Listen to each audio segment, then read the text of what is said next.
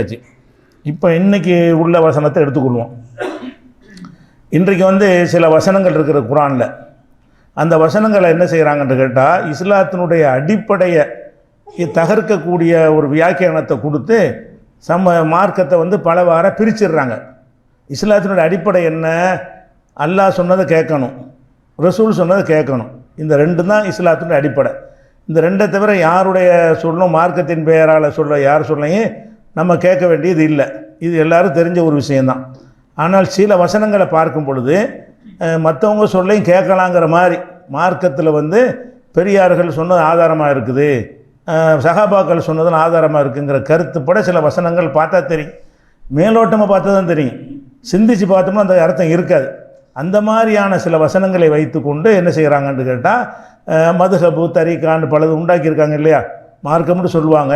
இது சுன்னத்தும்பாங்க. என்னங்க ஆதாரம்? ஆதாரம்லாம் கேட்காத, எங்கள் ஹனஃபி மதுஹபில் இது சுன்னத்து அப்படின்ட்டுருவாங்க.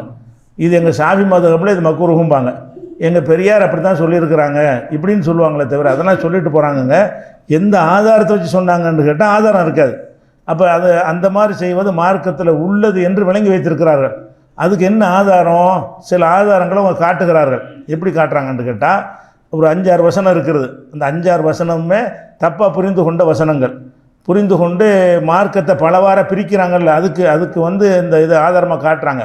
இஸ்லாம்ங்கிறது ஒரு குரான் தான், ஒரு ரசூல் தான், ஒரு மார்க்கம் தான். அப்போ உனக்கு ஒன்று எனக்கு ஒன்றுங்கிற மார்க்கம் இஸ்லாத்தில் கிடையாது.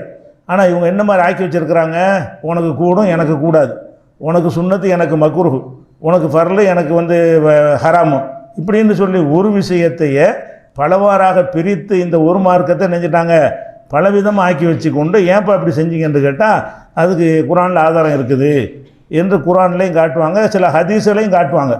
இது பேசிக்கான விஷயம், இஸ்லாமிய அடிப்படை சம்பந்தப்பட்ட விஷயமா இருக்கிறனால இது ஆழமாக நம்ம என்ன செய்யணும், உள்வாங்கி வைத்துக்கொள்ள வேண்டும். அதில் ஒரு வசனம் என்னன்னு கேட்டால், 4வது சூறாவில் 115வது வசனம். 4வது சூறாவில் 115. அதில் என்ன சொல்லப்படுதுன்னா, ஒமை ஷாக்கி ரசூலை மிம்பாதி மாத்த பையன் அலகுல் ஹுதா, நேர்வழி இன்னது என்று தெளிவானதற்கு பிறகு யார் ரசூலுக்கு முரண்பட்டு நடக்கிறாரோ, நேர்வழி இதுதான் என்று தெரிஞ்ச பிறகு யார் ரசூலுக்குன்னா முஹம்மது ஸல்லல்லாஹு அலைஹி வஸல்லத்தை குறிக்குது, நபிகள் நாயகம் ஸல்லல்லாஹு அலைஹி வஸல்லத்துக்கு மாற்றமாக யார் நடக்கிறாரோ அதில் பிரச்சனை இல்லை. அடுத்து ஒரு வாசகம், எத்தபி கைர சபீலில் முஃமினீன, மூமின்கள் வழி அல்லாத வேற வழியை பின்பற்றுகிறாரோ, நுவல்லிஹி மாத்தபல்லா நுஸ்லிஹி ஜஹன்னம், அவரை போகிற போக்கில் விட்டு அவரை நரகத்தில் நுழைத்து விடுவோம் என்று இந்த 115 வசனம் சொல்கிறது. இதில் என்ன வருதுன்னு கேட்டால், ஓ எத்தபி கைர சபீலில் முஃமினீன், மூமின்கள் வழி அல்லாத வழியை யார் பின்பற்றுகிறார்களோ இந்த வாசகத்தை பிடிச்சிக்கிறாங்க. அப்போ மூமின்களுடைய வழியை நம்ம பின்பற்றலாம், மூமின்கள் அல்லாத வழியை தான் பின்பற்றக்கூடாது. நமக்கு முன் சென்ற மூமின்கள் ஒரு பாதையில் போயிருந்தாங்கன்னு சொன்னால் அதை பின்பற்றலாம். இந்த வசனம் அப்படி சொல்லுகிறது, மூமின்களுடைய பாதையை பின்பற்றலாம், மூமின்களுடைய பாதை இல்லாத வேறு பாதையை பின்பற்றக்கூடாது என்று இந்த வசனம் சொல்லுகிறது என்று சொல்லி, அப்போ அபு ஹனீஃபா மூமின் தானே, நாங்கள் அவரை பின்பற்றுறோம், ஷாஃபி இமாம் மூமின் தானே, நாங்கள் அவரை பின்பற்றுறோம், கசாலி இமாம் மூமின் தானேன்னு ஒவ்வொரு மூமினே எடுத்து கடந்த காலத்தில் வாழ்ந்தவர்களை சொல்லி காட்டி என்ன செய்கிறாங்கன்னு கேட்டால், இது அவங்களுடைய மதுஹபு தரீகா பெரியார்கள் சொல்லுக்கு கட்டுப்படுறது, இதுக்கெல்லாம் இந்த வசனத்தை என்ன செய்கிறாங்க, ஆதாரமாக காட்டுறாங்க. என்கிட்ட நரகத்தில் நுழைப்பேங்கிறான். எத்தபி கைர சபீலில் முஃமினீன், மூமின்கள் பாதை அல்லாத வேறு வழியை பின்பற்றுகிறாரோன்னு அல்லாஹ் சொல்லும் பொழுது, மூமின்கள் பாதையை பின்பற்றலாம். மூமின்கள் பாதையை பின்பற்றலான்னு என்ன அர்த்தம்? நம்ம அல்லாஹ் ரசூல் தான் கேட்குற அவசியம் கிடையாது.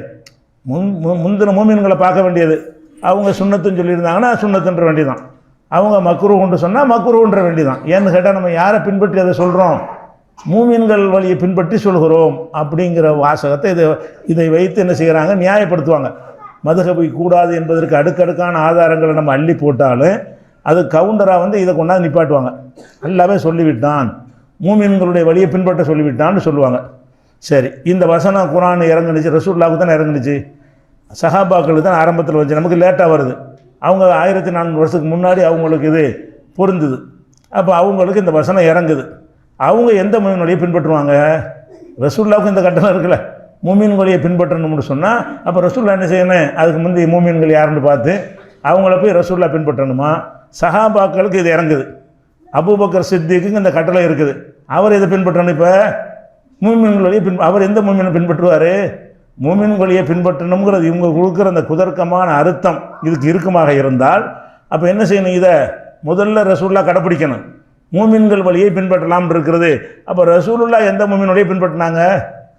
அப்படி ஒரு அதுக்கு முந்தி எந்த மூமின் வழியாக இருந்துச்சா? இல்லை. அப்போ அபூபக்கர், உமர், உஸ்மான்லாம் யாரை பின்பற்றணும்? மூமின் வழியை பின்பற்றணும். அவங்க என்ன செய்யணும்? யார்ப்பா மூமின்னு பார்த்து அதுக்கு முந்தி யாரை போய் தேடுறது? யஹூதிகளையா? யஹூதி நசாரோட மூமின் வந்திருப்பாங்களா? அவங்கள பின்பற்றுவதா? அப்போ அந்த அர்த்தம் இதுக்கு வருமா?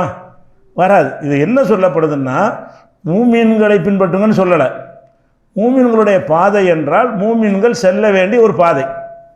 மூமின்கள் செல்ல வேண்டிய பாதை அது குர்ஆன் தான். மூமின்கள் போனாங்கன்னு அந்த மூமினை போய் கண்டுபிடிச்சி அவங்கள பின்பற்றுறது கிடையாது. மூமின்கள் சென்ற பாதைன்றதுக்கு அர்த்தம் கிடையாது. மூமின்கள் செல்ல வேண்டிய பாதை. மூமினாக இருந்தால் நீ எந்த பாதையில் செல்லணும் என்று இந்த ஒட்டுமொத்த குர்ஆனில் உனக்கு சொல்லித்தரப்பட்டிருக்கிறது.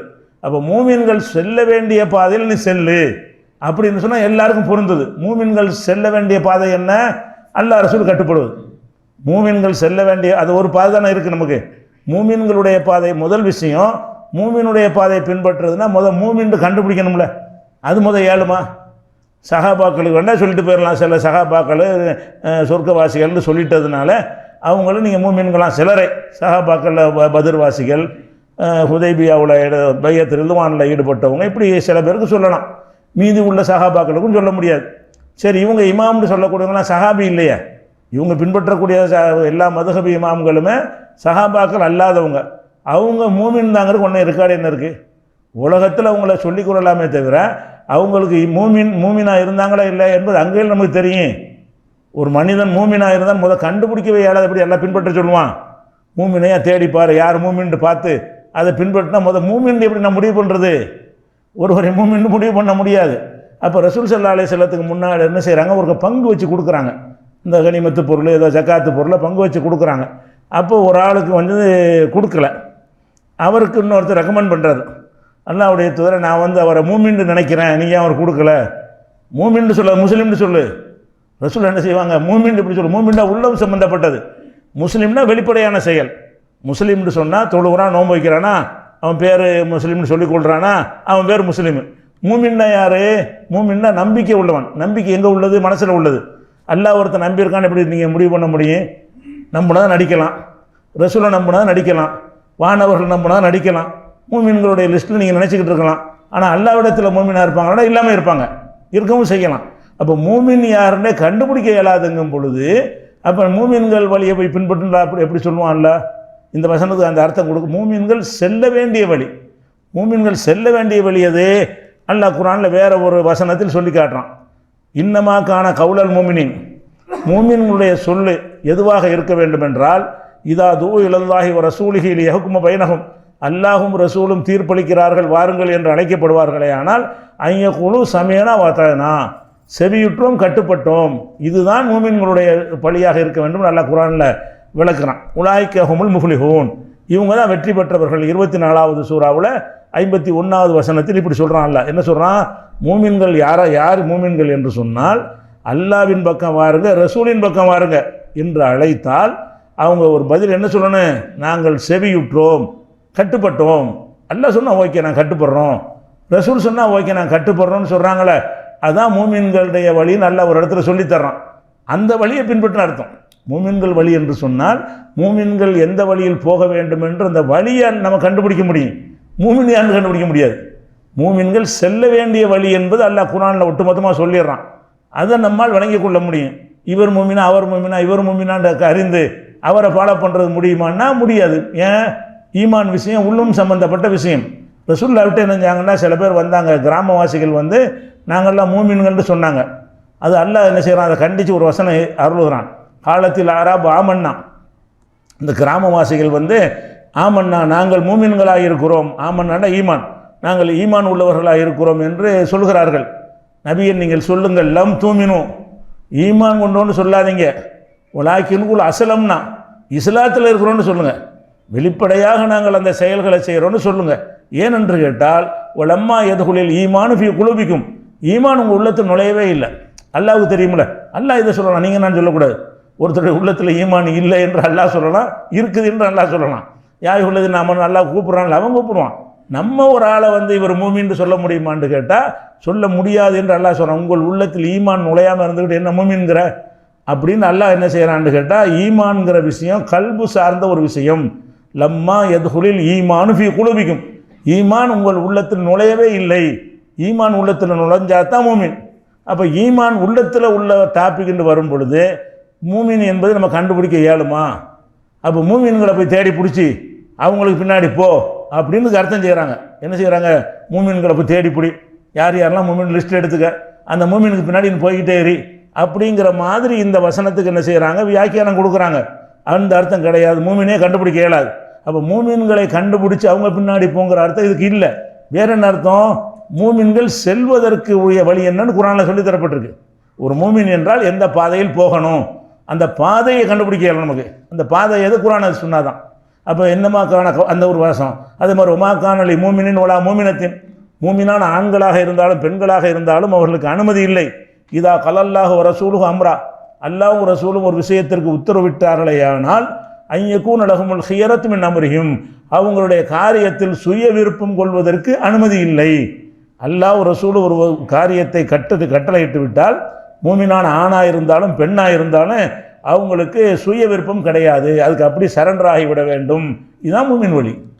மூமினுடைய வழி என்ன? மூமினான ஆணுக்கும் பெண்ணுக்கும் இதை செய்யக்கூடாதுன்னா அப்போ இதான மூமினுடைய வழி. ஒமை யாசில்லாஹ ரசூலோ, யார் அல்லாஹ் ரசூலுக்கு மாறு செய்கிறானோ ஃபக்கல் அல்ல தலாலம் பாய் முபீனா, தெளிவான வழிகேட்டில் விழுந்து விட்டாண்டு 33வது சூறாவில் 36வது வசனத்தில் அல்லாஹ் சொல்லி காட்டுகிறான். அப்போ இந்த ஒரு வசனம் வந்து அவங்களுடைய வாதத்துக்கு நிற்காது. எந்த வாதம்? மூமின்களுடைய பாதையை அல்லாஹ் பின்பற்ற சொல்லிவிட்டான். மூமின்கள் யாருன்னு கண்ட அபு ஹனீஃபா மூமினு, அந்த ஷேக் பெரியார் மூமினு, அந்த மௌலானா மூமினு, அந்த மௌலானா வழியில் நாங்கள் போகிறோம்னா அவன் மூமின்னு எப்படி கண்டுபிடிச்ச? தோற்றத்தை வச்சு மூமின், பெரிய ஜிப்பா போட்டால் அது மூமினா, தலப்பா கட்டினா மூமினா? உள்ளத்தில் இருக்குதா இல்லைன்னு அவனுக்குள்ள தெரியும், மறுமையில் தெரியும். இப்போ மறுமையில் தான் ஒரு மூமின் என்ற ஒரு விஷயம் தெரிய வருமே தவிர அல்லாஹ்வுக்கு தான் தெரியும். உலகத்தில் நம்ம யாருக்கு என்ன செய்ய முடியாது தெரிய. நபிகள் நாயத்துக்கு ஒருத்தர் மூமினா என்று என்ன செய்ய முடியாது, சொல்ல முடியாது. ஏமாத்திட்டு போயிட்டாங்க. நான் முந்தி சொல்லியிருக்கிறோம். நபிகள் நாயத்திட்ட வந்து என்ன செஞ்சாங்க? நாங்கள் இஸ்லாத்தை ஏற்றுக்கிட்டோம்னு சொல்லி அங்கே தங்கி அங்கே உள்ள ஒட்டகத்தையெல்லாம் ஓட்டிக்கிட்டு அங்கே உள்ள மேய்ப்பரெல்லாம் கொலை செஞ்சுட்டு போயிட்டாங்கன்னு வருது. மூமின் தானே சொன்னாங்க, மூமின் இல்லாமல் இருந்தாங்கல்ல. ரசூல்லா விட்டு மூமின்கிறாங்க. ரசூல்லா நம்பி தங்க வச்சாங்கல்ல. இஸ்லாத்தை கற்றுத்தருவதற்காக வேண்டி சில ஆட்களை எங்களுக்கு அனுப்புங்கன்றாங்க. அப்போ இஸ்லாத்தை ஏற்றுக்கிட்ட மக்கள் நம்பி மூமின் என்று நம்பி ரசூல்லா என்ன செஞ்சாங்க? ஒரு 70 காரிகளை 70 ஆலிம்களை அனுப்பி வைக்கிறார்கள். அவர்களை தூரம் அழைச்சிக்கிட்டு போய் கொண்டு விட்டாங்க. அப்போ அவங்க மூமின்னு சொன்னது ரசூல்லா நம்பினாங்க, மூமினா இல்லை. அப்போ மூமின் என்ற ஒரு விஷயத்தை நம்ம கண்டுபிடிக்க இயலாதுன்னு சொல்லும் பொழுது மூமினை போய் பின்பற்றுன்னு இப்படி எல்லாம் சொல்லுவான். கண்டுபிடிக்க இயலாது இப்படி பின்பற்ற சொல்லுவான். எது கண்டுபிடிக்க இயலும்? மூமின்கள் செல்ல வேண்டிய பாதையை கண்டுபிடிக்க இயலும். மூமின்கள் சென்ற பாதையை கண்டுபிடிக்க இயலாது. ஏன்னா மூமினை கண்டுபிடிச்சா தான் அது முடியும். மூமினே கண்டுபிடிக்க முடியாட்டி மூமின்கள் சென்ற பாதையை நம்ம அறிய முடியாது. அப்போ அல்லாஹ் இதில் என்ன சொல்கிறான்னு கேட்டால், எத்தபிய கைர சபீலில் மூமினின், மூமின்கள் செல்ல வேண்டிய பாதைன்னு ஒன்று இருக்குதுல்ல, அதான் குர்ஆன் ஹதீஸ். அப்போ மூமின்கள் செல்ல வேண்டிய பாதையில் சென்றானே ஆனாலும் சொர்க்கம் போவான். மூமின்கள் செல்ல வேண்டிய பாதையை விட்டுட்டு வேறு பாதையில் போனால் அவன் சொர்க்கத்துக்கு போக மாட்டான்ங்கிற அர்த்தம். இதை வந்து தப்பாக என்ன செய்கிறாங்க? திரிக்கிறாங்க. இதுக்கு எதிராக நிறைய ஆதாரங்கள் நான் பிறகு சொல்லுவோம். முகக்கமான வசனங்கள் இதை பற்றி என்ன சொல்லுதுங்கிறத பார்ப்போம். இவங்க 2 அர்த்தம் கொடுக்குற அந்த சொல்லுக்கு வந்து இவங்க கொடுக்குற அர்த்தம் கிடையாது அப்படிங்கிறத விளங்கிட்டோம். அதே மாதிரி வந்து அல்ஹம்து சூரா அதிலே கூட என்ன செய்கிறாங்கன்னா அந்த வார்த்தையை பயன்படுத்துவாங்க. இஹ்தின சிராத்தல் முஸ்தகீம், எங்களுக்கு சிராத்தல் முஸ்தகீமை நேரான வழியை காட்டு. இதுக்கு அர்த்தம் இஹ்தினாண்டா எங்களுக்கு காட்டு, சிராத்தல் முஸ்தகீம்னா நேரான பாதை. நேரான பாதை எங்களுக்கு காட்டுன்னு துவா செய்கிறோம். அதோடு நிப்பாட்டிக்கிறாம நேரான பாதை எது? சிராத்தல்லதீன அன்அம்த அலைஹிம், நீ யாருக்கு அருள் புரிந்தாயோ அவங்களுடைய வழியை காட்டுன்னு இந்த வாசகத்தை எடுத்துக்கிறாங்க. இந்த வாசகத்தை எடுத்துக்கொண்டு எந்த வழியை பின்பற்ற சொல்கிறான்? யாருக்கு அல்லாஹ் அருள் புரிந்தானோ அவங்க வழியை பின்பற்ற சொல்கிறான் அல்லாஹ். அதனால தான் அருள் புரிந்த மகான்கள் பெரியார்கள் வழியை நாங்கள் என்ன செய்கிறோம்? பின்பற்றுகிறோம்னு சொல்கிறாங்க. அல்லாஹ் யாருக்கு அருள் புரிந்தான்ங்கிற உனக்கு எப்படி தெரியும்? அல்லாஹ் ஒருத்தருக்கு அருள் புரிஞ்சானா இல்லைன்னு உனக்கு எப்படிப்பா தெரியும்? யாருக்கும் தெரியாது. இதே கேள்வி அதுலேயும் வரும். அந்த ரசூல்லாவுக்கு அந்த கட்டளை இருக்குல்ல, ரசூல்லா எந்த அருள் பெற்றவர்கள் பின்பற்றினாங்க? அப்போ அபூபக்கர் உமர் போன்ற சஹாபாக்கள் எல்லாம் அருள் பெற்றவருடைய பாதையை பின்பற்றணுமே, அதை பின்பற்றினாங்களா? குர்ஆனை பின்பற்றி போயிட்டாங்களா? அப்போ குர்ஆனை பின்பற்றினாங்க. அப்போ சிராத்தல்லதீன அன்அம்த அலைஹிம்ங்கிற அந்த வாசகத்தை வைத்துக்கொண்டு என்ன செய்கிறாங்கன்னு கேட்டால், இதுவும் அந்த அந்த மதுஹபு போன்ற மதுஹபு பிரிவினை அல்ல தரிகா எல்லாத்தையும் நியாயப்படுத்துவதற்கு இதை வந்து அவங்க என்ன செய்கிறாங்கன்னு கேட்டால் தப்பாக பயன்படுத்துகிறாங்க. இதுக்கு அந்த அர்த்தம் இல்லை. யாருக்கு அல்லாஹ் அருள் செஞ்சானோ அவங்கள போய் தேடி பிடின்னு அர்த்தம் கிடையாது. ஏன்னா அது முடியாது. யாருக்கு அல்லாஹ் அருள் செஞ்சானோ அவங்களுடைய வழி தேடி பிடிக்க இயலும். அவங்க சென்ற வழி என்ன, அந்த வழியை வந்து 4வது சூறாவோட 69வது வசனத்தில் அல்லாஹ் விளக்கிறான். யாருக்கு அருள் புரிந்தான அன்னம்தன்னு வருதுல, அந்த அன்னம்தவை போட்டு அல்லாஹ் என்ன செய்கிறான்னு கேட்டால் 4வது அத்தியாயத்தில் 69வது வசனத்தில் விளக்குகிறான். ஒமை யுத்தி இல்லாஹ வர் ரசூல், யார் அல்லாஹ் ரசூலுக்கு கட்டுப்படுகிறானோ இப்போ உலாய்க்கு அவர்கள் அல்லது அன்அம அல்லாஹு அலைஹிம், யார் அல்லாஹ் வந்து அருள் செஞ்சானோ அந்த மக்களோடு இருப்பார்கள். மின நபியின் ஓ சித்திகின் ஓ சுகதாய் ஓ சாலிஹீன், நபிமார்கள் சித்திகின்கள் சுகதாக்கள் சாலி நல்லடியார்களோடு இருப்பார்கள்னு சொல்லியாச்சு. அப்போ அன்னம்த அலைஹிமுடைய வழி எது, ஒமை யுத்தி இல்லாஹ வர் ரசூல், அல்லாஹ் ரசூலுக்கு யார் கட்டுப்பட்டு நடக்கிறானோ அவங்க தான் அல்லாஹ்வுடைய அருள் பெற்றவங்களோட இருப்பாங்கன்னு வந்துருச்சு. அப்போ அல்லாஹ்வுக்கு ரசூல் போக்கும் கட்டுப்பட்டு நடக்கிற வழி எங்களுக்கு காட்டுன்னு அர்த்தம். சிராத்தல்லதின் அன்னம் தலையும்னா நீ யாருக்கு அருள் புரிந்தாயோ, யாருக்கு அருள் புரிஞ்சிருக்கிறான், யார் அல்லாஹ் ரசூலுக்கு கட்டுப்பட்டாங்களோ அவங்களுக்கு அல்லாஹ் அருள் புரிவான். அப்போ அல்லாஹ் ரசூலுக்கு கட்டுப்பட்ட நடக்கிறது தான் அதனோட அர்த்தமே தவிர பெரியார்களை போய் தேடி பிடிச்சி நீங்கள் பின்பற்றுங்க அப்படின்னு அல்ஹம்து சூராவே இந்த ஷிர்க்குக்கு நியாய ஆதாரமாக காட்டுறாங்க. அல்ஹம்து சூராவுடைய தௌஹீதுக்கு உள்ள ஒரு சூறாவை ஏன் என்ன செய்கிறாங்க, அவங்க செய்யக்கூடிய ஷிர்கான ஒரு காரியத்திற்கு ஒரு ஆதாரமாக காட்டுறாங்க. அதே மாதிரி வந்து இது ஒரு மொத்தமாக 4-5 வசனத்தை பார்த்துட்டு இவைகள்லாம் எப்படி எத்தனை வசனங்களோட மோதுதுங்கிற ரெண்டாவது பார்ப்போம். முதல்ல இந்த வசனத்துடைய அர்த்தம் வந்து குழப்புறாங்கங்கிறதுக்காக வேண்டி அந்த வாய்ப்பு இல்லை அப்படின்னு பார்த்துக்குறோம். அடுத்ததாக என்னென்னு கேட்டால் சஹாபாக்களை பற்றி வருது குரானில், நிறைய சிறப்பித்து வருகிறது. சிறப்பித்த வசனத்தை எல்லாம் கொண்டாந்து என்ன செய்ய, அவங்க தியாகம் செஞ்சார்கள் அப்படி இப்படியான வசனங்கள்லாம் அள்ளி போடுவாங்க. இதெல்லாம் போட்டு பார்த்தீங்களா சஹாபாக்கள் எவ்வளோ சிறப்பு இருக்குது, சிறப்பு இருக்கிறதுல யாருக்கு மாற்றுக்கிறது இருக்குது, கண்டிப்பாக சிறப்பு இருக்குது. நம்மளை எல்லாம் விட அவங்க என்னது, தியாகம் பண்ணவங்க, கஷ்டமான காலத்தில் இஸ்லாத்தை ஏற்றுக்கிட்டவங்க, இஸ்லாம்னு சொன்னாலே உயிர் வாழ முடியாது என்கிற ஒரு காலத்தில் வந்து இஸ்லாத்தை ஏற்றுக்கிட்டு ஹிஜ்ரத்தும் பண்ணாங்க, நுஸ்ரத்தும் பண்ணாங்க. ஹிஜ்ரத்துனா என்ன, சொந்த வீடு வாசல்லாம் விட்டுட்டு வேறு ஒரு ஊருக்கு அகதியாக வர்றதுன்னா ஒரு சின்ன வேலையா, அதெல்லாம் செஞ்சாங்க. அதிலெல்லாம் மாற்றுக்கிறது தியாகம் செஞ்சுருக்கிறாங்க. அதை வைத்துக்கொண்டு என்ன செய்வாங்கன்னு கேட்டால் சஹாபாக்களை எல்லாம் வந்து பாராட்டுறான்னு சொல்லி அதில் சஹாபாக்களை பின்பற்ற சொல்கிறான்னு ஒரு வசனத்தை கொண்டாந்து போடுவாங்க. அதான் முக்கியமானது. 9வது அத்தியாயத்தில் 100வது வசனம். அந்த வசனம் என்ன சொல்லுதுன்னு கேட்டால் ஒஸ்ஸாபிகூனல் அவ்வளூன மினல் முஹாஜிரின ஒல் அன்சார், முஹாஜிர்களையும் அன்சார்களையும், முஹாஜிர்னா மக்காவிலேருந்து ஹிஜ்ரத்து பண்ணி மதீனாவுக்கு வந்த அகதிகள், அன்சார்கள்னா மதீனா சொந்த ஊராக கொண்டு அகதிகளுக்கு உதவி செஞ்சவங்க. அன்சார்னா உதவி செஞ்சவங்க, முஹாஜிர்னா ஹிஜ்ரத் செஞ்சவங்க. அப்போ ஹிஜ்ரத் செஞ்சவங்கள்லையும் உதவி செஞ்சவங்கள்லையும் யார் முந்தி வந்து விட்டார்களோ, ஆரம்ப காலத்திலே இப்படி செய்து விட்டார்களோ, வல்லதி நத்தபோகும் பிஹசான், அவர்களை அழகிய முறையில் யார் பின்தொடர்ந்து வந்தார்களோ அவர்களையும் ரலியல்லாஹு அன்ஹும், அவர்களை அல்லாஹ் பொருந்தி கொண்டான், வரலு அன்ஹு, அவர்களும் அல்லாஹ்வை பொருந்தி கொண்டார்கள். ஆதலகும் ஜன்னாத்தின் தஜரி தஹத்தல் அன்ஹா, அதன் கீழே ஆறுகள் ஓடக்கூடிய சொர்க்க சோலைகளில் அவர்கள் இருப்பார்கள். ஹாலிதீன ஃபீஹா, அதில் நிரந்தரமாக இருப்பார்கள். தாலிக்கல் ஃபௌசுல் அலீம், இது மகத்தான வெற்றி அப்படின்னு சொல்லி 9-100 வசனத்தில் இருக்கிறது. இதில் என்ன முக்கியமான பாயிண்ட், அவங்க எடுத்து வைக்கிற பாயிண்ட் என்னென்னு கேட்டால், ஆரம்ப காலத்தில் ஹிஜ்ரத் செஞ்ச சஹாபாக்கள், ஆரம்ப காலத்தில் உதவி செஞ்ச அன்சார்கள், இவர்களையும் அல்லாஹ் பொருந்தி கொண்டான். வல்லதி நத்தபோகும், இவர்களை யார் பின்பற்றி வந்தார்களோ, பிஹுசான் அழகான முறையில் பின்பற்றி வந்தார்களோ அவர்களையும் அல்லாஹ் வந்து என்ன செஞ்சான், பொருந்தி கொண்டான்னு வருது. இந்த பின்பற்றி வந்தவர்கள்ங்கிறது யாரை குறிக்குது, சஹாபியை தான் குறிக்குது. முதல்ல ஹிஜ்ரத் செஞ்சு வந்தவங்க, அதை ஃபாலோ பண்ணி 2வது ஹிஜ்ரத் செஞ்சு வந்தவங்க, முதல்ல நுஸ்ரத்து செஞ்சவங்க, உதவி செஞ்சவங்க, அதை பார்த்துட்டு பிந்தி உதவி செஞ்சவங்கன்னு வருவாங்க. துவக்க காலத்தில் உதவி செஞ்சவங்க இருந்திருப்பாங்க, கொஞ்சம் வளர்ந்த பிறகு ஹிஜ்ரத்து பண்ணி வந்தவங்களும் உதவி செஞ்சவங்க இருப்பாங்க. அப்போ ஹிஜ்ரத்து பண்ணவங்களும் நுஸ்ரத்து பண்ணவங்களும் வந்து 2 நிலையில் இருந்தார்கள். கஷ்டமான காலத்தில் இதை செஞ்சவங்க ஒரு சாரார், அவங்க முதல் தரத்தில் வந்துடுவாங்க.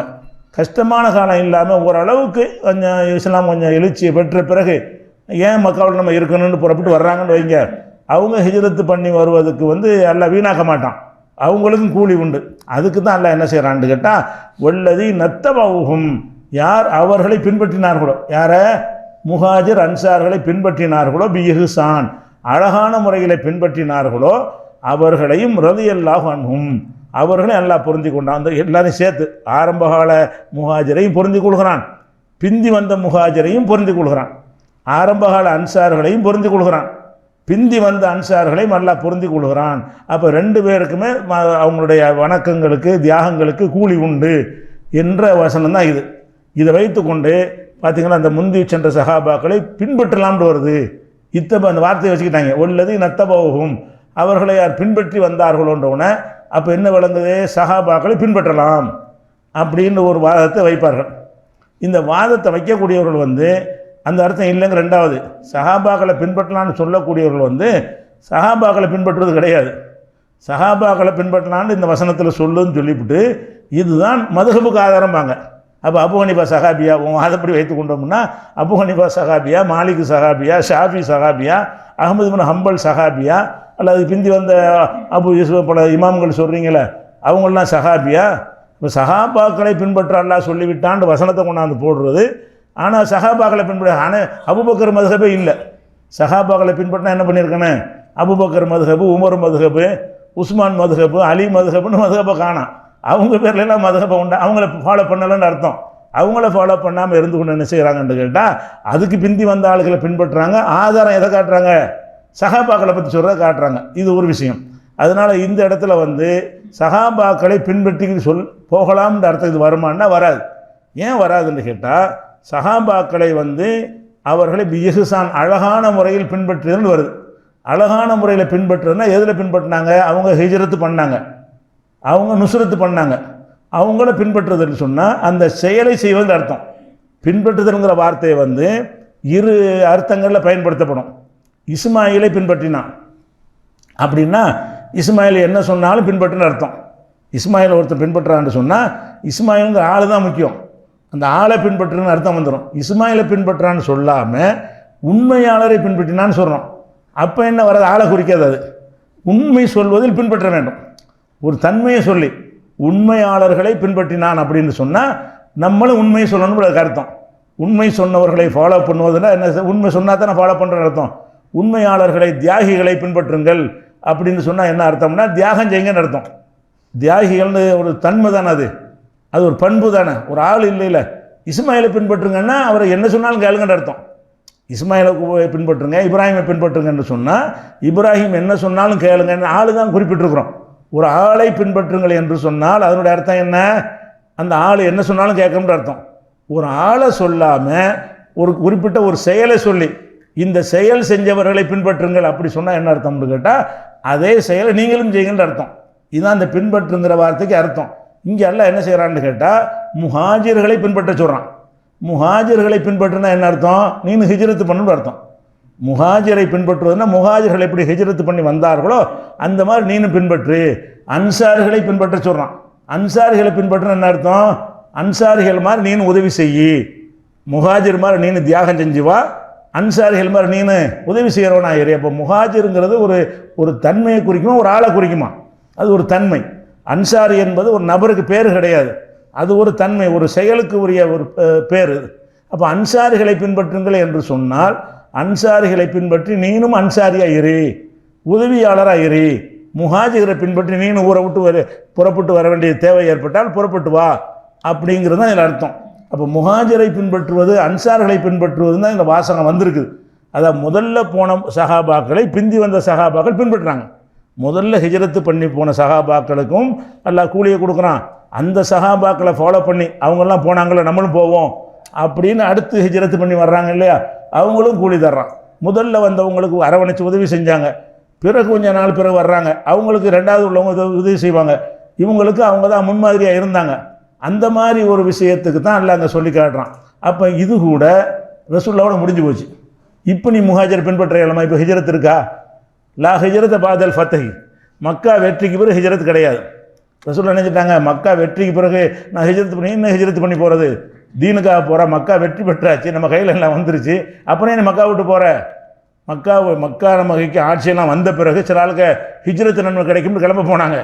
அப்போ தான் ரசூலுல்லாஹ் சொன்னாங்க இது என்ன ஹிஜ்ரத்து, மக்கா நம்ம கையில் வந்து செழிப்படைஞ்சு போச்சு, இப்போ இங்கே இருந்தா என்ன அங்கே இருந்தா என்ன, நீ தீனுக்காக ஊரை விட்டுன்னு வருமா, வராது. அப்போ லா ஹிஜ்ரத்தை பாதல் ஃபத்தஹி, ஃபத்தஹுக்கு பிறகு மக்கா வெற்றிக்கு பிறகு ஹிஜ்ரத்து கிடையாதுன்ட்டாங்க. அப்போ ஹிஜ்ரத்து அப்போவே கிடையாதுங்கும் போது நீ போய் இதை பின்பற்றையானு.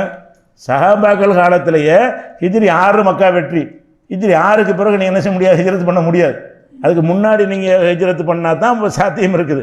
அப்போ இந்த வசனம் என்னன்னு கேட்டால், ஹிஜ்ரத்து செய்தவர்களை பின்பற்றி வந்த சஹாபாக்களுக்கும் கூலி உண்டு, நுசுரத்து செய்தவர்களை பின்பற்றின சஹாபாக்கள் பிந்தின சஹாபாக்களும் கூலி உண்டுன்னு இருக்குது. இந்த விஷயம் கூட அந்த ஃபத்ஹ் மக்காவுக்கு அப்புறம், மக்கா வெற்றிக்கு அப்புறம் கிடையாது. அப்போ நீங்கள் வந்து முஹாஜிர்களை பின்பற்ற ஏழமா யாராச்சும், இப்போ நான் அந்த ஊரை விட்டுட்டு அந்த ஊர் நான் போன ஹிஜ்ரத் ஆக மாட்டேன், நான் ஏன் அந்த ஊரை விட்டுட்டு போகணும்? அப்படி ஒன்று என்ன அவசியம் ஏற்படலையே. அப்போ ஒரு ஊரை விட்டுட்டு தீனுக்காக வேண்டி எல்லாத்தையும் தியாகம் பண்ணிட்டு போவதுங்கிற ஒரு கஷ்டம் வந்தால் தான் அதுக்கு பேர் ஹிஜ்ரத். அப்போ ஹிஜ்ரத்து நுசுரத்தை பின்பற்றுறதுக்கு சொல்கிற வாசகத்தை வைத்துக்கொண்டு என்ன செய்கிறாங்க, சஹாபாக்களை பின்பற்ற வேண்டும்ங்கிற ஒரு வார்த்தையை சொல்கிறாங்க. இதே மாதிரி வார்த்தை இந்த மாதிரி சொல்வதாக இருந்தால் அதை புரிஞ்சுக்கிறதுக்காக வேண்டி, தப்பாக புரிகிறாங்கல்ல, அதே மாதிரி இன்னொரு வசனத்தை கவுண்டராக கொடுத்தோம்னா அவங்களுக்கு தெளிவு பிறந்துடும்.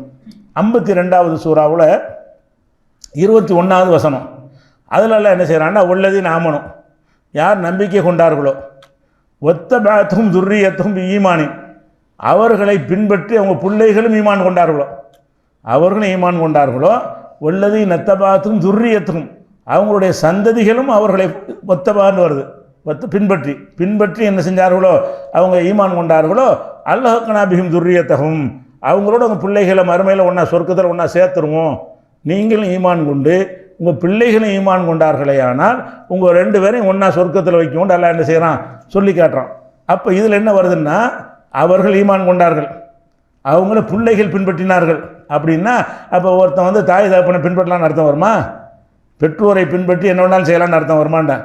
ஈமான் விஷயத்தில் பின்பற்றுதல், அவர்கள் ஈமான் கொண்ட மாதிரி நம்ம என்ன செய்யணும், அவங்க எப்படி எல்லா ரசூலும் நம்பினார்களோ அந்த மாதிரி நம்பணும்னு அர்த்தம் வரும். இந்த மாதிரி வரக்கூடிய வசனங்களை வைத்துக்கொண்டு என்ன செய்கிறாங்கன்னு கேட்டால், அவங்க வந்து தப்பான வழிக்கு மக்களை கொண்டு செல்கிறார்கள். அப்போ இதை வந்து இதுக்கு சரியான தெளிவு கிடைக்கணுமாக இருந்தால் இந்த டாப்பிக்கில், இந்த டாப்பிக்கு யாரை பின்பற்றுவது இதுதான் டாபிக். மார்க்கத்தில் எதை ஆதாரமாக கொள்வது, யார் சொல்வதை கேட்குறது, இந்த டாப்பிக்கில் வந்து முழுக்கமான பல வசனங்கள் சொல்லுதில் அதை யாபத்தில் வச்சுக்கிட்டோம்னு சொன்னால் இவங்க குழப்புறாங்கன்னு இன்னும் தெளிவாயிரும். இப்போ சொன்னதில் தெளிவு இருக்கிறது, இருந்தாலும் இந்த கான்செப்ட் எல்லாம் ஏற்றுக்கிறானா? ஒரு மனிதரை பின்பற்றுவதை, நபி இல்லாத யாரையாவது ஃபாலோ பண்ணி போவதை எந்த ஒரு இடத்துலாவது அல்லாஹ் வந்து ஒத்துக்கொள்கிறானா என்று பார்த்தீங்கன்னா கண்டிக்கத்தான் செய்கிறான்.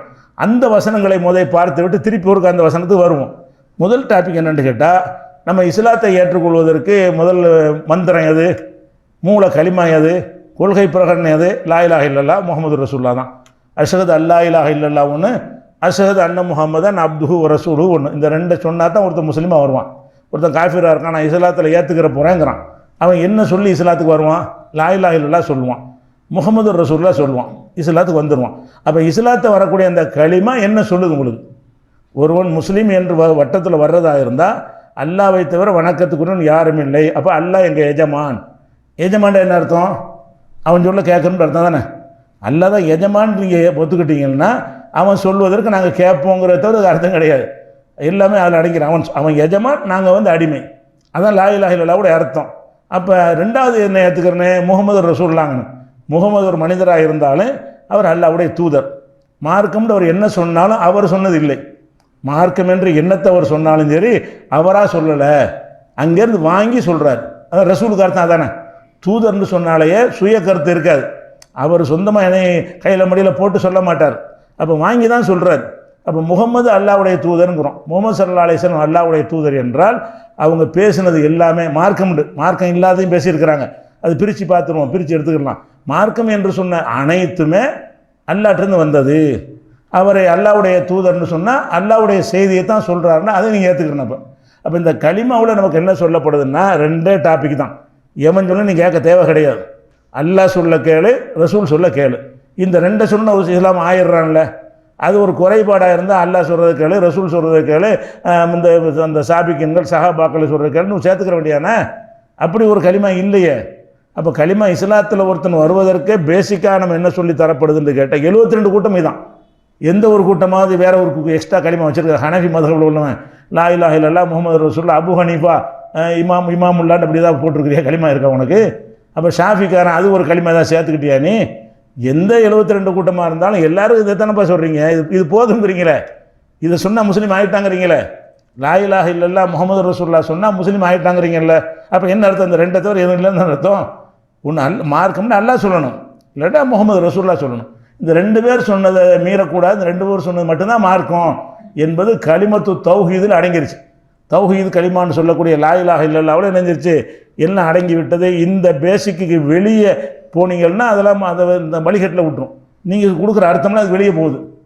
லா இலாஹ இல்லல்லாஹ் முஹம்மது ரசூலுல்லாஹ்வுக்கு மாத்தமா அல்லாஹ் ரசூல் தான்ப்பா எல்லாம்னு சொல்லி முடித்த பிறகு முன்னோர் சொன்னதெல்லாம் பின்பற்றிக்க, மூமின்கள் பாதையை தேடி தேடி ஓடு அப்படின்னு நீங்கள் அர்த்தம் செஞ்சீர்களே. ஆனால் அப்போ லா இலாஹ இல்லல்லாஹ் முஹம்மது ரசூலுல்லாஹ்வுக்கு மாற்றமாக தானே போகிறீங்க. நீங்கள் எந்த அர்த்தம் கொடுத்தாலும் இதுக்கு மாற்றம் இல்லாத அர்த்தம் தான் கொடுக்கணும். லா இலாஹ இல்லல்லாஹ் முஹம்மது ரசூலுல்லாஹ்வோடு மோதக்கூடிய அர்த்தத்தை கொடுக்கலாமான்னா கொடுக்கக்கூடாது. அப்போ அந்த கலிமத்து தௌஹீதில் எல்லாம் அடிபட்டு போச்சு. இது கலிமத்து தௌஹீது முஹக்கமா முத்தஷாபியா? முஹக்கமான வசனம் தானே, குழப்புற வசனமா? அது வணக்கத்துடன் அல்லாஹ்வை தவிர யாரும் இல்லை, ஒரு அர்த்தம் தான். அதுக்கு 2 அர்த்தம்லாம் கிடையாது. முகமது அல்லாஹ்வுடைய தூதர் ஒரு அர்த்தம் தான், 2 அர்த்தம்லாம் கிடையாது. தெள்ள தெளிவான வாசகங்களை கொண்டு இருக்கும் பொழுது அதிலிருந்து என்ன நீ வழங்கி கொள்கிறாயோ அதுக்கு எதிரான விளக்கத்தை எந்த வசனத்தையும் கொடுக்கக்கூடாது. இதுக்கு மாற்றமான விளக்கத்தை எந்த வசனத்திலையும் கொடுத்தேனால் அந்த முத்தஷாபிகை வைத்து வழிகடுவாங்களே அந்த லிஸ்ட்டில் வந்துடுவீங்க. 1. 2வது இந்த மார்க்கத்தை பற்றி அல்லாஹ் சொல்லும்போது என்ன செய்கிறான்னு கேட்டால், அலால் இல்லாஹி தீனுல் ஹாலிஸ், இந்த தூய்மையான இந்த மார்க்கம் அல்லாஹ்வுக்கு சொந்தம், அல்லாஹ் தான் எஜமான்கிறான். அப்போ தீன் இஸ்லாம்ங்கிறது ஒரு ஒரு வழிமுறை. இந்த வழிமுறைக்கு எஜமான் யார்? நீங்கள் நான்லாம் கிடையாது, ஒரு சவுதி அரசாங்கம்லாம் கிடையாது. இந்த மார்க்கத்துக்கு எஜமான் யார்? அல்லாஹ். அல்லாஹ் அலால் இல்லாஹி தீனுல் ஹாலிஸ், ஹாலிஸான இந்த தூய்மையான இந்த மார்க்கம் லில்லாஹி அல்லாஹ்வுக்கு சொந்தம். இது 2வது அடிப்படை. முதல்ல விளைவிக்கணும், இந்த மார்க்கத்துக்கு சொந்தக்காரன் யார்? அல்லாஹ். இதுக்கு மாற்றமாக வியாக்கியானம் கொடுக்கலாமா? சொந்தக்காரன் என்ன அர்த்தம்? சொந்தக்காரன் தான் அது விஷயத்தில் முடிவெடுக்க தகுதி உள்ளவன். உங்கள் வீடு இருக்கிறது, உங்கள் வீட்டுக்கு நீங்கள் சொந்தக்காரால். உங்கள் வீட்டுக்கு சொந்தக்காரலாக இருக்கும்போது பக்கத்து வீட்டுக்காரன் உங்கள் வீட்டில் வந்துக்கிட்டு உங்கள் மனைவியை பார்த்து இன்றைக்கி பிரியாணி ஆக்கி வை அப்படின்னு என்ன சொல்லுவீங்க? என் வீட்டில் நான் நீ சொல்கிறீங்க, இந்த வீட்டுக்கு நான் தானே அதிகாரி, உங்கள் வீட்டுக்கு நீங்கள் அதிகாரி. உங்கள் வீட்டில் என்ன சமைக்கணும் நீங்கள் உங்கள் மனைவிக்கு சொல்லுங்கள். பக்கத்து வீட்டுக்காரன் என்ன செய்கிறான்? இன்றைக்கி பிரியாணியை போடு அப்படிங்கிறான். அப்போ உங்களுக்கு எப்படி இருக்கும்? என் வீட்டில் நீ அதிகாரம் பண்ணுறியான்னு கேட்பீல்ல. அப்போ உங்களுக்கு சாதாரண வீட்டில் உள்ள அதிகாரத்தை கூட அடுத்தால கொடுக்க மாட்டீங்க, அல்லாஹ்வுடைய அதிகாரத்தை கொடுத்துருவீங்களா? அப்போ தீனில் ஒன்று சொன்னது ஹராமும் மக்ரூஹ் அதெல்லாம் அவனில் சொல்லணுதை. நீ யார்? இந்த தீனுக்கு சொந்தக்காரன் அல்லாஹ். அப்போ அல்லாஹ் தான் உரியவன் என்று சொல்லும் பொழுது அல்லாஹ்வுடைய மார்க்கத்தில் போய் நம்ம அடுத்தவனுக்கு இப்படி அந்த ரைட்டை கொடுக்குறது. அதே மாதிரி ஒரு நிறுவன கல்வி கூட நடத்துகிறாரு, அது கல்வி கூடத்தில் இந்த யூனிஃபார்ம் போடணும், 8 மணிக்கு வரணும், இந்த மாதிரி செய்ய பள்ளிக்கூட நேரம் இதுன்னு போடுறாங்கன்னா அந்த கல்வி கூட நடத்தக்கூடியவருக்கு அந்த ரைட் இருக்குது, அவர் அதுக்குரியவர். அவர் உரியவர்னு சொல்லும்போது இவன் போய் என்ன செய்கிறான்? 12 மணிக்கு பள்ளிக்கூடம் துறவுங்கிறான். நீ யார் அதை சொல்கிறதுக்கு? நீ பச்சை கலர் யூனிஃபார்ம் வெள்ளை கலரை மாற்றுங்கிறான். அது நீ எப்படி சொல்லுவ?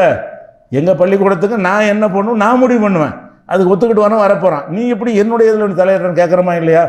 ஒரு கடையில் ஒரு வியாபாரி இருக்கிறான், ஒரு பொருளுக்கு ஒரு விலையை நிர்ணயிப்பான். நிர்ணயிச்சானா அவனுக்கு அதை பிடிச்சா வாங்க, பிடிக்காட்டி வாங்காமல் போ. அங்கே போயிட்டு நீங்கள் 12 ரூபாய்க்கு விற்காதீங்க, 15 ரூபாய்க்கு வரல நீ சொன்னீங்கன்னா நீ யாரான்னு கேட்க மாட்டான், நீ நான் முதலாளி. அப்போ உங்கள் கடையில் தலையிட விட மாட்டேங்கிறீங்க, உங்கள் வீட்டில் தலையிடக்கூடாதுங்கிறீங்க, உங்களுக்கு நிர்வாகத்தில் தலையிடக்கூடாதுங்கிறீங்க, அந்த அதிகாரம் எனக்கு தான் இருக்கணுங்கிறீங்க. அப்படி மனுஷனுக்கு இவ்வளவு இருக்குமே. ஆனால் அப்போ தீனுக்கு சொந்தக்கார அல்லாஹ்வுடைய மட்டும் எல்லாரும் பூந்து விளையாடுவீங்களா?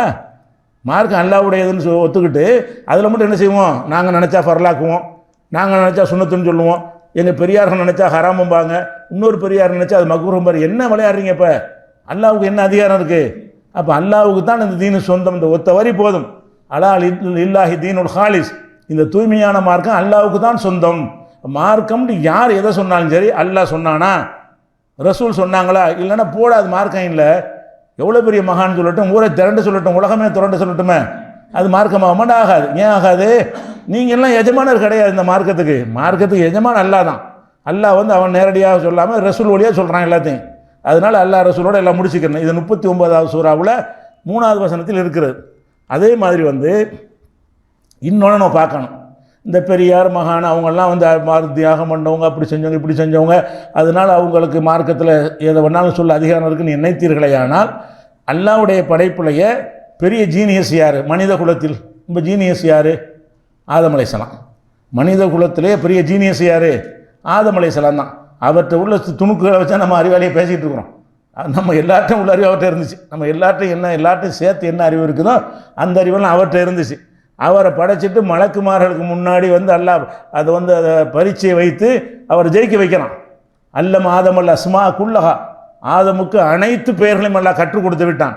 அப்புறமா மலக்குமார்ட்ட கேட்குறான், இதெல்லாம் என்ன தெரியுமா, பேபேன்னு முடிக்கிறாங்க மலக்குமார்கள்லாம். இவர் ஒன்றுக்கு சரளமாக பதில் சொல்கிறாரு, பார்த்தீங்களா அப்படின்னு சொல்லிவிட்டு அவருக்கு மரியாதை செலுத்துங்க நல்லா சொல்கிறான். அப்போ ஆதம் அலைஹிஸ்ஸலாம் வந்து அவ்வளோ பெரிய ஒரு ஒரு சரியான ஒரு அறிவாளி. அது மாத்திரம் இல்லாமல் அல்லாஹ்வுடைய திருக்கரத்தால் படைக்கப்பட்டவர்.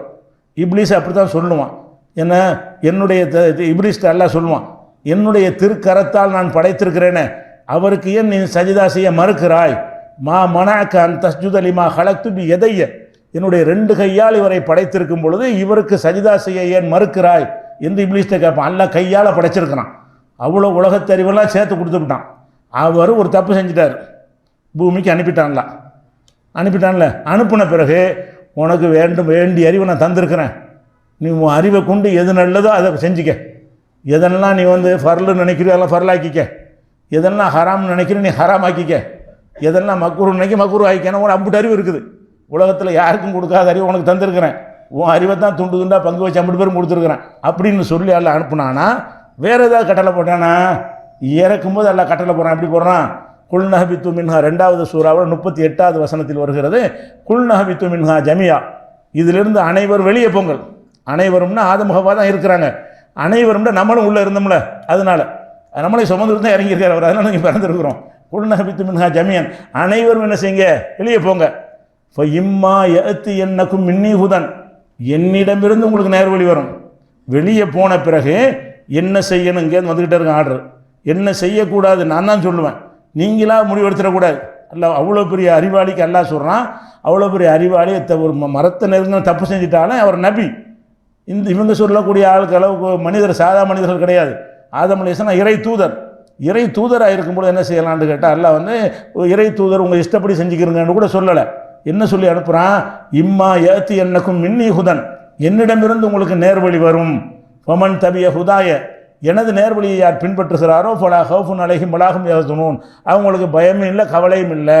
அப்போ ஆதம் அலைஹிஸ்ஸலாத்தை அனுப்பும் போதே நீ ஒரு ஜீனியஸ் தான், உனக்கு எல்லாம் தெரியும், சொர்க்கம் நரகம்லாம் நீ இதை நல்லா அறிஞ்சு வச்சிருக்கிறாய், என்னையை கூட நல்லா அறிஞ்சு வச்சிருக்கிறாய், நீ எல்லாம் கரெக்டாக செய்வாய் அப்படின்னு நல்லா பவரையாக கொடுத்தான். நான் சொல்லுவேன், ஒன்றுக்கு இங்கே மறந்துக்கிட்டே இருக்கேன் வழிகாட்டுதல், நான் சொன்னபடி தான் நீ செய்யணும் அப்படின்னு சொல்கிறான். உலகத்துக்கு வந்த கட்டளை தான், மனித குலத்துக்கு வந்த ஃபஸ்ட்டு கட்டளை அல்லாட்டு அந்த கட்டளை என்னது? என்னிடமிருந்து நேர்வழி வரும், அதை நீ பின்பற்றுன்னு சொல்லித்தான் அனுப்புனா. 2:38 எல்லாம் சொல்லி காட்டுறான். இதே கருத்தை வந்து 20வது அத்தியாயத்துலையும் 20வது அத்தியாயம் 123 இதே வாசகம் எப்படியே இப்போ இம்மா ஏத்தி என்னக்கும் மின்னி ஹுதன், என்னிடமிருந்து நேர்வழி வரும். அப்போ என்ன வழங்குறோம்? இப்போ அபு ஹனிஃபா ஷாஃபி எல்லாம் வந்து பெரிய மகான் அப்படின்லாம் சொல்கிறாங்க, மகான் தான் இருந்துட்டு போகிறாங்க. ஆதமை விட மகானா? ஆதம் அலைஹிஸ்ஸலாத்தை விட மகானா சொல்லுங்கள். ஷாஃபி மாலிகி ஹம்பலி நீங்கள் கொண்டாடக்கூடிய ஷேகுல் ஹதீஸ் உலமாக்கள் எல்லாத்தையும் எடுத்துக்கிறங்க, இவங்களெல்லாம் ஆதம் அலைஹிஸ்ஸலாத்தை விட பெரிய ஆளுங்களா? இல்லை தானே. ஆதம் அலைஹிஸ்ஸலாத்துக்கு கொடுக்க மாட்டேன்ட்டானே.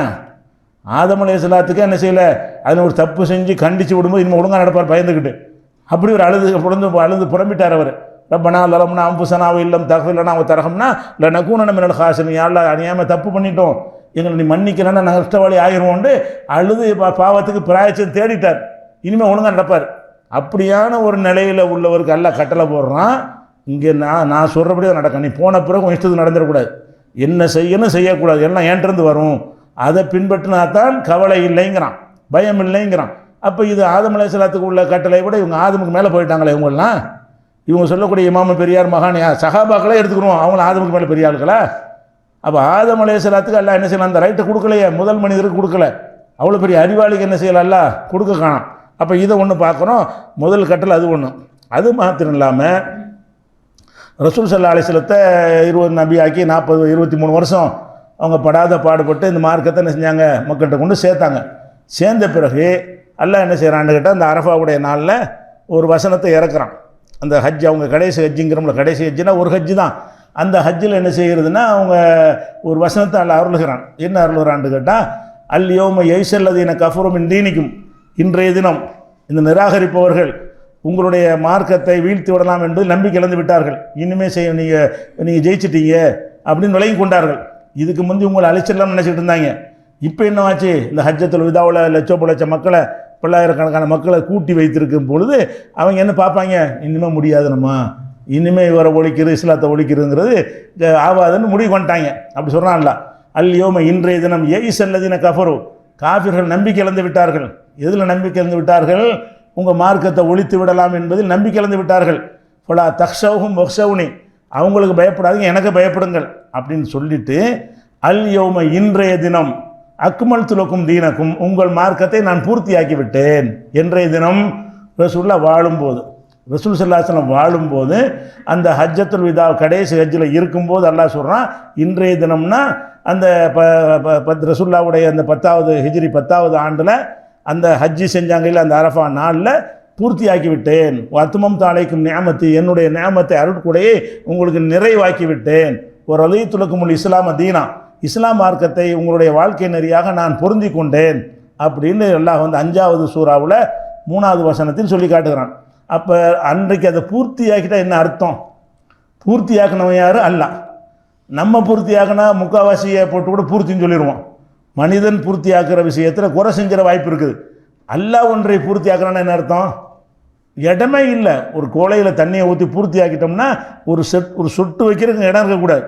ஒரு சொட்டு தண்ணி அங்கே கொள்ளுமாக இருந்தால் இன்னும் பூர்த்தி ஆகலை, இன்னும் ஒரு சொட்டுக்கு பாக்கி இருக்குன்னு அர்த்தம். அப்போ நம்ம என்ன செய்வோம்? முக்கால்வாசி கிளாஸு ஃபுல்லாக இருக்க கூடியன்னு சொல்லுவோம். நமக்கு இதெல்லாம் ஃபுல்லுன்னு சொல்லிடுவோம். ஆனால் வந்து ஃபுல் சாப்பாடு வாங்கி ஃபுல்லாக இருக்காது, பத்தாது. நம்ம ஃபுல்லுங்கிறது வேறு. ஆனால் அல்லாஹ் ஒன்று ஃபுல்லுன்னு என்ன அர்த்தம்? அவன் கரெக்டாக, அதுக்கு மேலே இடமே கிடையாது. அல்லாஹ் என்ன செய்கிறான்னா, மார்க்கத்தை நாம் பூர்த்தி ஆக்கிட்டேங்கிறான். அப்போ என்ன அர்த்தம்? எதையும் கொண்டாந்து வைக்க இடம் கிடையாது, இது அவ்வளோதான் அப்படின்னு சொன்னால், அப்போ எப்படி அபூ ஹனீஃபா கொண்டாந்து வைப்பார் அதில்? அப்புறம் ஷாஃபி கொண்டாந்து அவர் ஒரு ஸ்பூனில் கொண்டாந்து ஊற்றுறாரு. அப்புறம் ஹம்பலி ஒன்று கொண்டாந்து ஊற்றுறாரு. அப்படி தான் எல்லாம் பூர்த்தியாக்கி தந்துருக்கிறான். அரை கிளாஸை தான் பூர்த்திங்கிறான். அப்போ அல்லாஹ் பூர்த்தி ஆக்குறேன்னு சொன்னால் என்ன அர்த்தம்? அல்லாஹ் பூர்த்தி ஆக்குனா எந்த குறையும் கிடையாது, அது அன்னைக்கே பூர்த்தி. ரசூலுல்லாஹ் வாழும்போதே பூர்த்தி ஆகிடுச்சு. நபிகள் நாயகம் ஸல்லல்லாஹு அலைஹி வஸல்லம் வாழக்கூடிய நேரத்திலேயே இந்த மார்க்கத்தை நான் பூர்த்தியாக்கி தந்து விட்டேன் இன்றைய தினம். அப்போ இன்றைய தினம் பூர்த்தியாக்கிட்டேன்னு சொன்னால் என்ன அர்த்தம்? அதுக்கு பிறகு மார்க்கத்தில் வரக்கூடாது. என்னைக்கு எல்லாம் பூர்த்தி ஆக்கிட்டானோ அந்த தேதிக்கு பிறகு எதெல்லாம் நீங்கள் மார்க்கம்னு உண்டாக்குனாலும் சரி தான், இது அல்லாவுக்கு மாற்றமாக செய்கிறீங்க. அவன் தான் பூர்த்தி ஆக்கிட்டான்ல, அவன் தர வேண்டியெல்லாம் தந்து முடிச்சுட்டான்ல, சொல்ல வேண்டியெல்லாம் சொல்லிட்டான்ல, எந்த குறையும் வைக்கலையில. அப்படிங்கும்போது எப்படி சேர்ப்பீங்கன்னு வருது. அப்போ இந்த வசனத்துக்கு மாற்றமாக இது முகமான வசனம், இது பூர்த்தி ஆக்கிட்டேங்கிற பெரிய குழப்புற மாதிரி வசனமா? தெளிவான அர்த்தம் தானே. இன்று உங்களுக்கு மார்க்கத்தை பூர்த்தி ஆக்கிவிட்டேன், எந்த குழப்பமும் இல்லை. அவன் இன்று பூர்த்தி ஆகிட்டேன்னு சொன்னப்போ இதுக்கு மாற்றமாக இந்த மூமினெல்லாம் பின்பற்று, இந்த சஹாபிகளாம் பின்பற்று, பூர்த்தி ஆகணும்னு சொல்கிறீங்களப்ப. இது பூர்த்தி ஆகிட்டுன்னு நல்லா சொல்கிறான். நீங்கள் அந்த வசனத்தை, முத்தசாபியான வசனத்தை வச்சு குழப்பிக்கொண்டு மூமின்கள் வழியை பின்பற்று அப்படின்னு என்ன அர்த்தம்? பூர்த்தி ஆகலன்னு அர்த்தம். இன்னும் கொஞ்சம் மிச்சம் இருக்குது, அது அங்கேருந்து எடுத்துக்க, அதுன்னு அர்த்தம். சஹாபாக்கள் வழியை பின்பற்றுன்னா அப்போ அது பூர்த்தி ஆகலை, இன்னும் கொஞ்சம் பாக்கி வச்சுட்டு போயிட்டாங்க ரசூலுல்லாஹ், அதனால சஹாபி அப்படி சொல்ல வர்றீங்களா? அப்போ இந்த வசனம் தெளிவான முகமான வசனங்களில் நமக்கு என்ன கருத்து கிடைக்கிறதோ இதுக்கு மாற்றம் இல்லாமல் தான் அந்த மத்தசங்களுக்கு வழக்கம் கொடுக்கணும். நீ யாருக்கு அருள் புரிந்தாயோ அவங்க வழியை காட்டுன்னு சொன்னால் அந்த பூர்த்தியான மார்க்கன்ற அர்த்தம். அந்த வழி எது? எந்த மார்க்கத்தை அல்லாஹ் பூர்த்தியாக்கி உங்களுக்கு தந்தானோ அந்த மார்க்கத்தை காட்டு அல்லான்னு அர்த்தம் இருக்குது. நீங்கள் என்ன செய்றீங்க? அல்லாஹ் பூர்த்தியாக்கி தந்துட்டான், ஆனாலும் அந்த அவர் சொன்னால் நாங்கள் ஏற்றுக்குருவோம், இவர் சொன்னாலும் ஏற்றுக்குறோம்னா அது வேறு கிளாஸ். அப்போ பூர்த்தியான பிறகு மர ஊற்றினா இன்னொரு டம்ளர் ஊற்றுறீங்க. அது இஸ்லாம் அல்லாத வேறு டம்ளர், அது வேறு பாத்திரம், அதில் தான் நீங்கள் ஊற்ற முடியுமே தவிர இதுக்குள்ளே கொண்டாந்து என்னத்தையும் ஊற்ற முடியாது. அப்படி ஊற்றினால் நீங்கள் ஊற்றினா உள்ளது காலியாக போயிடும். நீங்கள் டம்ளர் ஃபுல்லாக இருக்குது, அதில் ஒன்று வேறு கொண்டாந்து ஊற்றுறீங்க, ஊற்றினா என்னவாயிரும்? அதில் இருந்து வெளியேறிடும்ல. அப்போ அல்லாஹ் தந்தது வெளியேறியும் போயிடும். நீங்கள் இல்லாத கொண்டாந்து சேர்த்தீங்கன்னு சொன்னால் அல்லாஹ் தந்தது வெளியே போயிடும், நீங்கள் வந்தது மார்க்கமாகி போயிடும். அப்படி தான் ஆகி கிடக்குது. இப்போ அல்லாஹ் தந்த விஷயங்கள்லாம் வெளியே போய்விட்டது, இவங்களாம் உண்டாக்குன என்ன இருக்குது? மார்க்கம்ங்கிற தோற்றத்தில் இருந்து கொண்டு இருக்கிறது. அப்போ இந்த வசனங்களுக்கு மாற்றமாக அந்த வசனத்துக்கு அர்த்தம் செய்யலாமா? செய்யக்கூடாது. இது 5வது அத்தியாயம் 3வது வசனத்தில் இருக்குது. அதே மாதிரி இன்றைக்கி பார்க்குறோம், ஒரு குரான் ஒரு ரசூல் அப்படின்னா ஒரு வழி தானே இருக்கணும், ஒரு வழி தான் இருக்கணும், 2 3 இருக்கக்கூடாது. 2 3 இருந்தால் 2 இறைவன் இருக்கணும். உங்களுக்கு 2 இறைவனோ 2 குரானோ 2 பேருக்கு ஆளுக்கு வேறு வேறு தூதர்களோ இருந்தால் உங்களுக்கு ஒன்று இருக்கலாம், எனக்கு ஒன்று இருக்கலாம். ஆனால் ஒரு தூதர் ஒரு குரான் ஒரு வழின்னு வரும்பொழுது பிரியக்கூடாது. அல்லாஹ் அப்படி சொல்லி காட்டுறான், வண்ணஹாதா சிராத்தி முஸ்தகிமா, இதுதான் என்னுடைய ஒரே வழி, நேரான வழி. சிராத்தின ஒருமை, அது என்னுடைய ஒரே வழி, அது இதுதான். எது ரசூலுல்லாஹ் சொன்னாங்கல்ல, அதுதான். ஒலா ஃபத்தபியூ, அந்த ஒரு வழியை பின்பற்றுங்கள். ஒலா தத்தபியூ சுபுல, பல வழிகளை பின்பற்றி விடாதீர்கள். பல வழி இருக்குன்னு எவன்லாம் சொல்கிறானோ அவன் வெளியே போயிட்டான்னு அர்த்தம். ஒரு வழி தான், அனைவருக்கும் ஒரு மார்க்கம்னு சொல்லு. இப்போ என்ன செய்கிறாங்கன்னு கேட்டால், நீங்கள் ஒரு பொருளை சாப்பிட்லாமான்னு கேளுங்க, நண்டு சாப்பிட்லாமான்னு கேட்டிங்கன்னா என்ன செய்வாங்க? ஷாஃபி மதப்பில் சாப்பிட்லாம், ஹனஃபி மதப்பில் சாப்பிடக்கூடாதுமாங்க. என்னப்பா நீங்கள் 2 பேரும் முஸ்லீம் தானே? முஸ்லீம் தான். ஒரு தீனில் எப்படி வருமாப்பா? ஒரு குடும்பத்தில் உள்ள ஒரு விஷயத்துக்கு 2 பேருக்கு 2 சட்டம் சொல்கிறீங்க, இஸ்லாத்தின் பெயரால் சொல்கிறீங்க. கூடும்னா 2 பேருக்கும் கூடும்னு சொல்லு, கூடாதுன்னா 2 பேருக்கும் கூடாதுன்னு சொல்லு. உங்கள் மதப்பில் அப்படித்தானே சொல்லி வச்சுக்கிறீங்க. ஃபர்லுங்கிறீங்க, ஒன்று சுன்னத்துங்கிறீங்க. ஒரே விஷயத்தை ஃபர்லுங்கிறீங்க, ஒரே விஷயத்தை வித்திரு தொழுகை எடுத்துக்கிறீங்களேன். ஹனஃபிக்கு வந்து வாஜிபு, கட்டாய கடமை, ஷாஃபிக்கு வந்து சுன்னத்து. அப்போ அதுலேயும் புருஷன் கொண்டாடி இருப்பாங்க. பாப்பா புருஷன் கொண்டாடி இருந்தா புருஷன் ஷாஃபியாக இருக்காரா? உனக்கு சுன்னத்து, நீ தொழுதுக்கா தொழாட்டி போ. நீ வந்து ஹனஃபியா, நீ கட்டாய தொழுவணும். இப்படி இருக்கலாம் மார்க்கம். அல்லாஹ் ஒன்றை கட்டாயமாக்கணும், 50 பேரும் கட்டாயமாக்குவான். அல்லாஹ் ஒரு செலவு கொடுத்து 50 பேருங்க செலவு கொடுப்பான். அப்போ இந்த ஒரு அடிப்படையை கூட விளங்காமல் பல தீன்களாக்கிவிட்டீங்களே. அனைவரும் ஒரு தீனாக இருந்தால் உங்களுக்கு என்ன? பல தீன் எதனால் உண்டாடுச்சு? நீங்கள் அதை விட்டு தான் வந்துச்சு. அல்லாஹ் பூர்த்தி ஆக்கிட்டானுங்கிறத விட்டுட்டு நீங்களாம் மனசில் அந்த பெரியார், இந்த மகானா, அவர், இவர், அஜரத்து, மோனானா, ஷேகுன்னு கற்பனை பண்ணி வச்சுக்கிட்டீங்க. வச்சுக்கிறங்க. அவங்க எடுத்து சொன்னால் கேளுங்க. உங்களுக்கு நேரடியாக குரான வகி வரல, குரான்லேருந்து எடுத்து சொல்கிறத கேளுங்க.